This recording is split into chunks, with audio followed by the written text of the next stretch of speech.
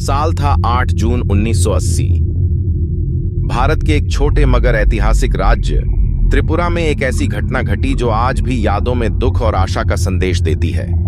यह एक ऐसे समय की कहानी है जब जनजातियों और बाहरी बाशिंदों के बीच एक आग भड़क उठी, जो महज एक समस्या नहीं बल्कि एक पूरी सभ्यता को समझने का मुद्दा बन गई। त्रिपुरा रायट्स 1980। यह सिर्फ एक दंगा नहीं बल्कि एक विशेष ऐतिहासिक घटना थी जो इस राज्य के भविष्य पर गहरा प्रभाव डालने वाली थी। यहाँ की मूल निवासी जनजातियों और अन्य समुदायों के बीच जो खिंचाव था वह इस दंगे की जड़ था। लेकिन सवाल यह उठता है कि आखिर यह स्थिति बनी कैसे? किसने किस पर हमला किया? सरकार ने क्या किया? और इसके बाद त्रिपुरा में क्या बदलाव आए? इसके लिए हमें त्रिपुरा के इतिहास के पन्नों को पलटना पड़ेगा। यह कहानी शुरू होती है ब्रिटिश राज के समय से, जब त्रिपुरा एक प्रिंसली स्टेट था। त्रिपुरा का इतिहास माणिक्य राजवंश 1431 से 1947 और इसकी आदिवासी जनजातियों से जुड़ा हुआ है। यहाँ मुख्य रूप से त्रिपुरी, रियांग, चकमा, हलम, जमातिया जैसी 19 आदिवासी जनजातियां बसती थीं। 15 अक्टूबर 1949 से पहले, यानी भारत में विलय होने से पहले, यहाँ की आदिवासी जनजातियों की आबादी 80% थी और बाकी 20% बंगाली, हिंदू और मुस्लिम समुदाय के लोग रहते थे। भारत के साथ विलय कैसे हुआ, क्यों हुआ? भारत से जुड़ने से पहले का इतिहास हम दूसरे वीडियो में जानेंगे, इसलिए चैनल को सब्सक्राइब करके बेल आइकन को ऑल पर कर लेना ताकि कोई भी वीडियो मिस न हो। टॉपिक पर वापस आते हैं। त्रिपुरा, जो कभी एक जनजातीय बहुल राज्य था, 1947 के विभाजन और 1971 के बांग्लादेश मुक्ति संग्राम के बाद बंगाली हिंदुओं का बांग्लादेश से प्रवासन लगातार जारी रहा। इस वजह से जनजातीय लोग अपनी भूमि और संस्कृति खोने लगे, क्योंकि बहुसंख्यक बंगाली प्रवासी यहाँ बसने लगे थे। जनजातीय समुदायों का राजनीतिक और आर्थिक नियंत्रण धीरे धीरे कम होने लगा। 1971 तक त्रिपुरा की जनसंख्या संरचना पूरी तरह बदल चुकी थी। बंगाली बहुसंख्यक हो गए और जनजातीय लोग अल्पसंख्यक बन गए। यह बढ़ता असंतोष 1978 के चुनावों के बाद और बढ़ गया, जब CPIM की सरकार आई और बंगाली प्रभुत्व वाला प्रशासन बन गया। जो पहले जनजातीय आबादी 80% थी, वह अब सिर्फ 30% रह गई और बंगाली प्रवासियों की संख्या 70% हो गई। यह जनसांख्यिकीय परिवर्तन त्रिपुरी लोगों के लिए एक पहचान संकट बन गया। उन्हें लगा कि उनकी भूमि, संस्कृति और अधिकार छीने जा रहे हैं। त्रिपुरा की पारंपरिक जनजातीय भूमि, जहां लोग झूम खेती, स्थानांतरित कृषि करते थे, सरकार ने बंगाली शरणार्थियों को देना शुरू कर दिया। जनजातीय लोगों की पारंपरिक वन भूमि को अवैध घोषित कर दिया गया और उन्हें वहां से हटा दिया गया।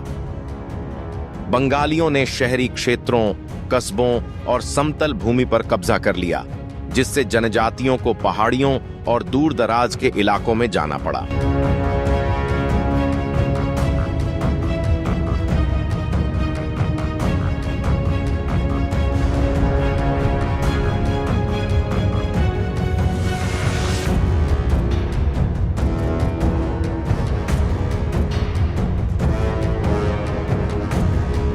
बंगाली प्रवासियों में से कई शिक्षित और व्यापारी थे।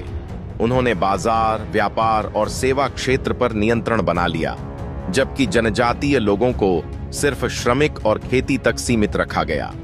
जनजातीय लोगों के प्राकृतिक संसाधनों पर भी नियंत्रण होने लगा। सरकारी नौकरियां और शिक्षा भी बंगालियों के प्रभुत्व में आ गईं, जिससे जनजातीय लोगों का चयन कम होने लगा। स्कूलों और आधिकारिक दस्तावेजों में बंगाली भाषा लागू कर दी गई, जिससे कोकबोरोक जनजातीय भाषा विलुप्त होने लगी। त्रिपुरा में बंगाली संस्कृति, साहित्य और संगीत को बढ़ावा दिया जाने लगा, जबकि जनजातीय परंपराओं को पिछड़ा माना गया।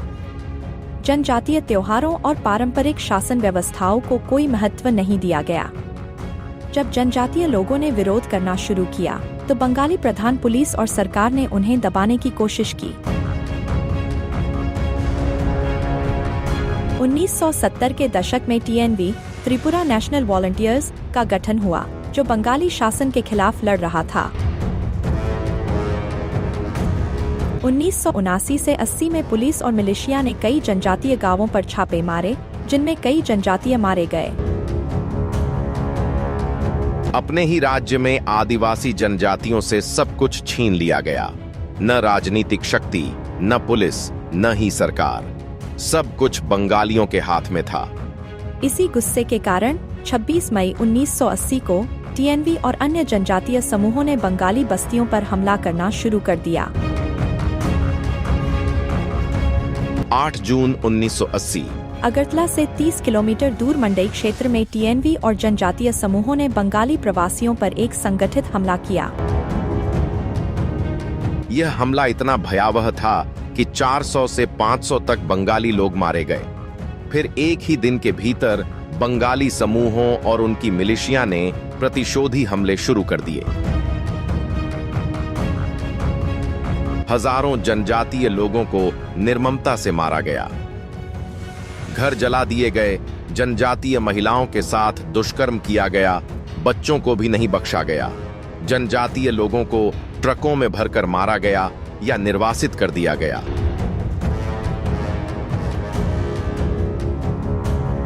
जो जनजातीय छात्र शहरों में बंगाली परिवारों के किराए पर रह रहे थे, उन्हें भी मार दिया गया। किसी का गला दिया गया और किसी को गोली मार दी गई। हिंसा इतनी ज्यादा बढ़ गई कि पूरा त्रिपुरा एक युद्ध क्षेत्र बन गया। सरकार ने शूट एट साइट के आदेश दिए, कर्फ्यू लगाया गया, लेकिन तब तक काफी नुकसान हो चुका था। सरकार दंगों को नियंत्रित करने में असफल रही।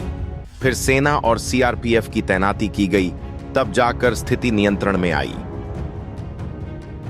यह संघर्ष त्रिपुरा के इतिहास का सबसे दर्दनाक अध्याय बन गया। कुछ रिपोर्ट्स के अनुसार 1300 बंगाली और 200 से 300 जनजातीय लोगों की मौत हुई थी। लेकिन जनजातीय समूह इस रिपोर्ट को कभी स्वीकार नहीं करते। उनका कहना है, जनजातीय लोगों को गलत दिखाने के लिए असली रिपोर्ट को दबाया गया, क्योंकि सारा सरकारी अधिकार बंगालियों के हाथ में था।